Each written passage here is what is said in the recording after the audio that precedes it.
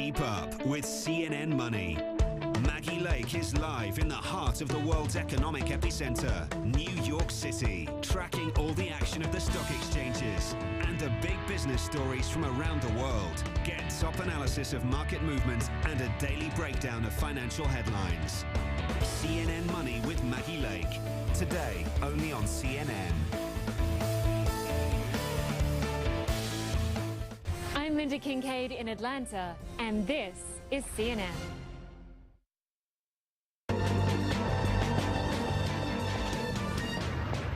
All right, the firing of James Comey raises serious questions about the FBI's active investigation into the Trump campaign and possible collusion with Russia. In that interview with NBC, the president says Comey told him 3 times he was not under investigation.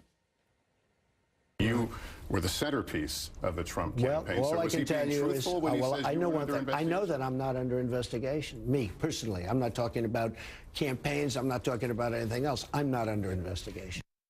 All right, so by all accounts, if James Comey told that to the president, he should not have. It was wrong to do so. And the president asking could be seen as active interference in this investigation. And the overall question becomes, well, how can you trust the investigation now if you know the president's willing to manipulate it? Let's bring back our panel. David Gregory, Phil Mudd, Errol Lewis. David Gregory, where do we start in this kind of analysis? Well, I just want to question your lawyer that I'm not. But, I mean, is it wrong? Is it not? Does it not happen that the FBI would indicate to you, look, you're not under investigation at this time? I'm just allowing for the possibility that that could have happened even if it were misinterpreted, you know, by the president. Well, let's get a quick check by the bird-like man sitting to your left. Phil Mudd, what do you say about that? I think David's right. But let's look at the context here. It's not just a question about whether someone's the subject of the investigation. The inappropriateness is in a dinner with an FBI director who's got a 10-year term. Are you loyal? And am I the subject of the investigation? Right. Side by side, that's where you get into this is not appropriate. You can't do that. Yeah, no, I totally agree with that. And look, I also think people are focused on the wrong thing. Will the investigation move forward? Yes. I mean, by all accounts, it will.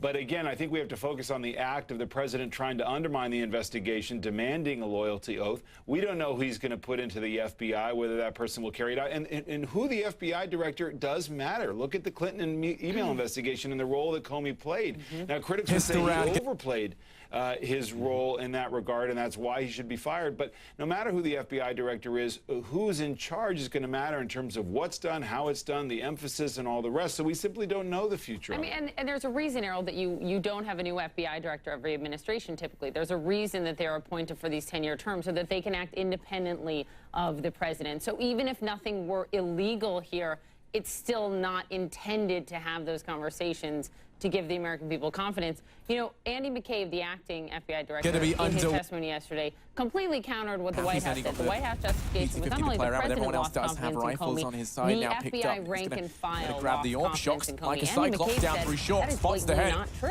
That's right. Over of course, Andy Pitt, McCabe attacks him down. At this point, he's going to start to fade away. To Comey, so you could expect him to be loyal to his old boss. We can't really know for sure what's going on within. But even some of the reporting that Pamela Brown, Evan Perez have as well, that they're, you know, largely. Well, the reporting is actually right. It's been solid and it's been pretty much unanimous that the FBI feels like it is under attack. You know, frankly, I know some folks over there, and the morale is at rock bottom, and there's a question about what is going on and what they're going to do to sort of rescue their institution. And very much as you say, I mean, look.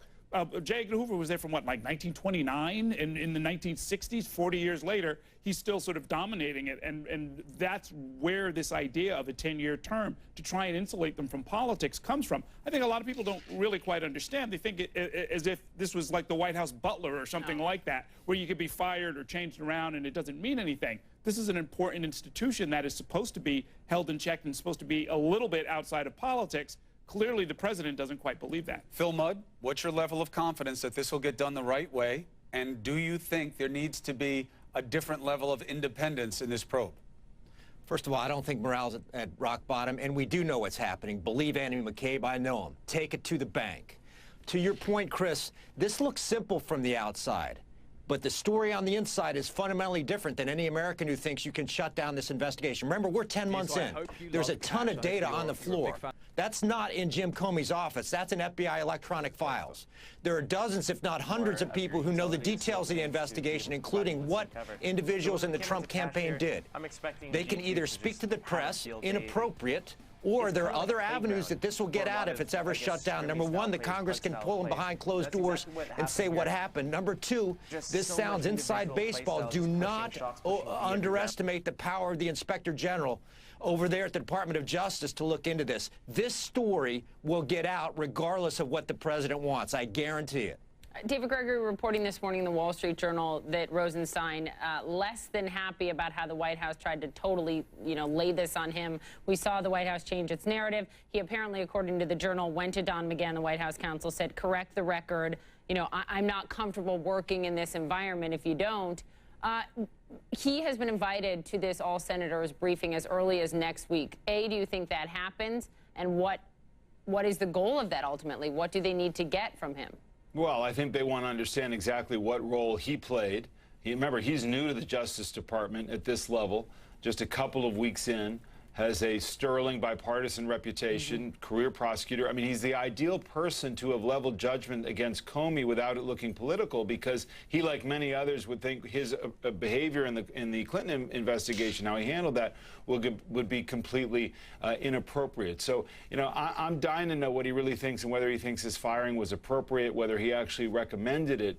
If he didn't, this is a really important time to do the right thing and to stand on principle. I'm not inside his mind. I don't know, but I think the Congress has a right to know exactly how this went down. He didn't. When you read that letter carefully, not one line in there does he explicitly say, I recommend the termination of, which some people are pointing to. Right, but you want to hear from him because an obvious question, what did you think they wanted this for? You just got in there, you're the new guy, they ask you to basically assemble your thoughts on why Comey has to go. What do you think this is about?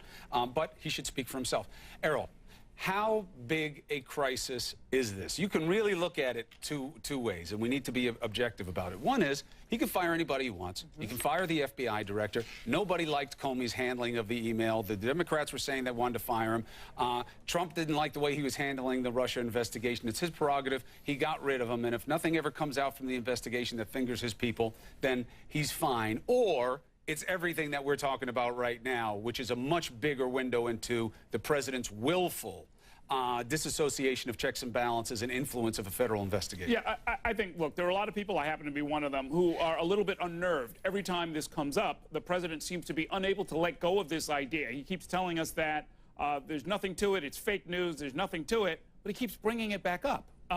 He tweeted yesterday that he thinks the U.S. is tearing itself apart and that Russia's laughing up its sleeve at us and so forth. He seems to not be, not only is he inconsistent about it, but he seems to be really, really concerned about it in a way that, to me, is not quite comfortable. And then also, look, the questions about checks and balances and our institutions, everybody should always be concerned about that. How are they working?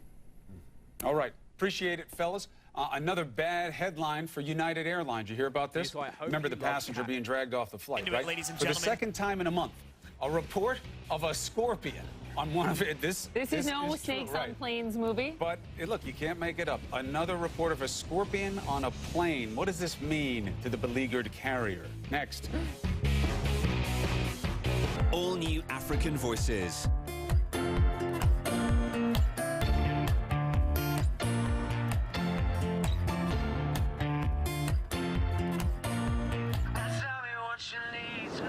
This week, performers daring to bare their souls on stage. Definitely want to see Africa recognize not just me as an artist, but the country as a force to reckon with. African Voices, Sunday on CNN, in association with Glow. Thriving in the business world is all about making decisions, lost in the maze of choices. Stocks, bonds, commodities, raising capital.